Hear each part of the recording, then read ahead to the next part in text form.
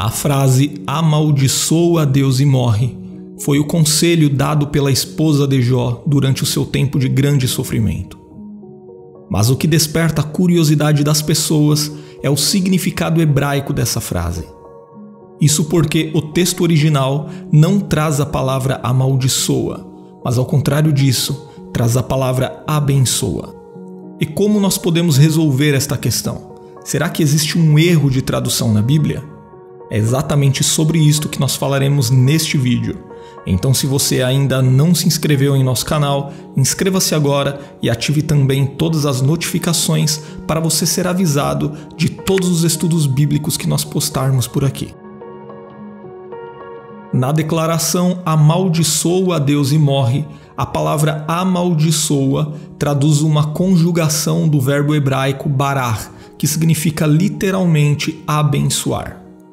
Então, por que as traduções em português aplicam a ideia de amaldiçoar a Deus em vez de abençoar a Deus?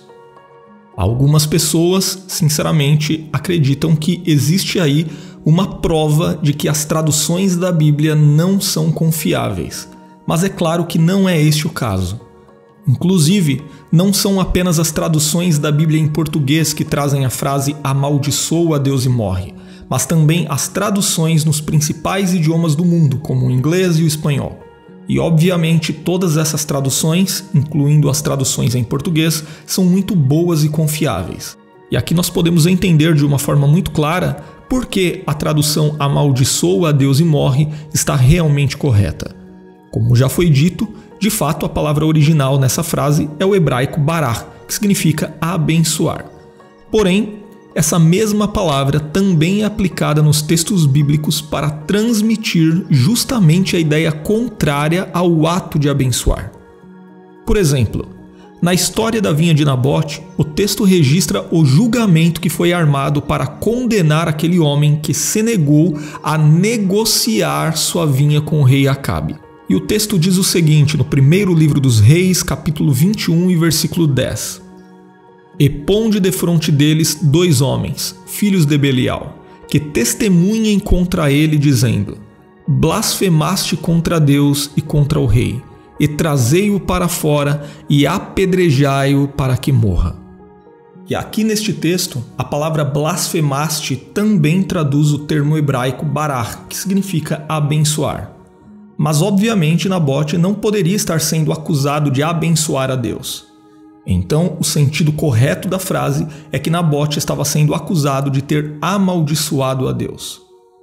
No próprio livro de Jó, esse mesmo princípio se repete em outros versículos. No capítulo 1, o texto bíblico diz que Jó se levantava de madrugada e oferecia holocaustos em favor de seus filhos porque ele temia que eles tivessem blasfemado contra Deus em seu coração. Novamente, a palavra blasfemado, ou dependendo da tradução amaldiçoado, traduz o hebraico barar. E é óbvio que Jó não oferecia sacrifícios por temer que seus filhos tivessem abençoado a Deus. E ainda no livro de Jó, quando Satanás se apresentou perante Deus, ele alegou que Jó era um crente infiel e interesseiro, pois se caso ele perdesse tudo o que possuía, certamente ele haveria de blasfemar contra o Senhor. E em todas essas referências, a palavra hebraica que aparece é barar, mas o contexto deixa claro que a ideia de abençoar não faz sentido algum. Então, a tradução correta da declaração da mulher de Jó, de fato é "amaldiçoa a Deus e morre". Mas aqui surge uma pergunta. Por que no texto original a palavra abençoar é usada no lugar da palavra amaldiçoar? Sobre isso, várias sugestões são apresentadas. A mais provável é que o nome de Deus era considerado tão sagrado para os israelitas que jamais eles escreveriam uma frase que propusesse que Deus fosse amaldiçoado. Então eles substituíam a palavra amaldiçoar pela palavra abençoar, num tipo de eufemismo facilmente perceptível à luz do contexto. Portanto, em casos assim, o hebraico barar também possuía um sentido antitético de amaldiçoar, de praguejar ou blasfemar. E então, considerando tudo isso, nós podemos entender melhor o que foi que a mulher de Jó realmente disse. O texto bíblico diz que antes de propor a Jó: amaldiçoa teu Deus e morre, a mulher de Jó lhe perguntou: ainda retens a sua integridade? Note que o conselho da mulher de Jó significava exatamente que Jó deveria abrir mão de sua integridade. E ninguém abre mão de sua integridade por abençoar a Deus. Além disso, após ouvir o conselho de sua mulher, Jó foi duro em sua resposta. Ele disse: como fala qualquer doida, assim falas tu. Receberemos o bem de Deus e não receberíamos o mal? E além do mais, logo na sequência o texto ainda acrescenta no mesmo versículo: em tudo isto não pecou Jó com os seus lábios.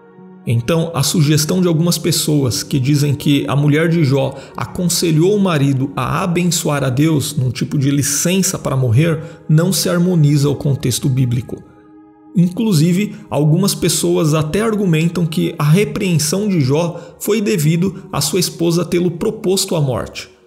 Mas aqui fica claro que o conselho da mulher de Jó era uma proposta de fazer Jó pecar com os seus lábios.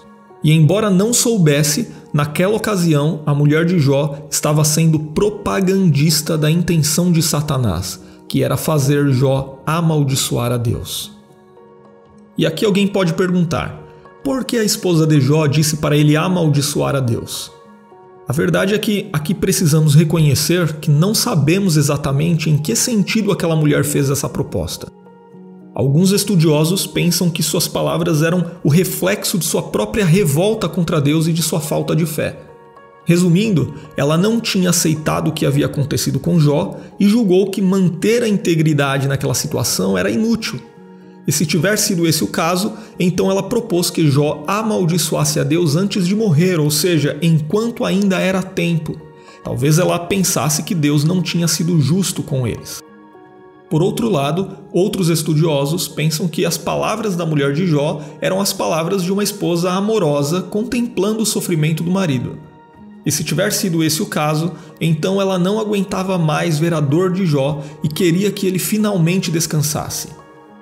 A ideia era que, como o resultado de amaldiçoar a Deus era a morte, talvez ela tenha deduzido que se Jó blasfemasse, a ira de Deus seria derramada sobre ele e colocaria fim ao seu sofrimento.